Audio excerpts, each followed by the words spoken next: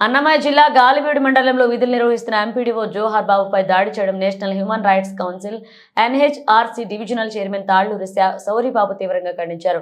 ఒక ప్రభుత్వ ఉద్యోగిపై రాజకీయాలను పులిమి వైసీపీ చేస్తున్న అరాచకాల దాడులను వెంటనే నిలిపేయాలని, అంతేకాక జోహార్ బాబుపై దాడికి పాల్పడ్డ వ్యక్తిని గుర్తించి ఎస్సీ/ఎస్టీ అట్రాసిటీ కేసు నమోదు చేసి ఎఫ్ఐఆర్ చేసిన తగిన శిక్ష విధించాల్సిందిగా national human rights council divisional chairman Talluri Souribabu ఒక ప్రకటనలో తెలిపారు. రాజకీయ వ్యక్తిగత కక్షలని ప్రభుత్వ ఉద్యోగి మీద పోలవడం ఎంతవరకు న్యాయమన్నారు. అంతేకాక ఈ రోజు ప్రభుత్వ ఉద్యోగులు ఉద్యోగాన్ని నిర్వహించే పరిస్థితులు లేవని తెలియజేశారు.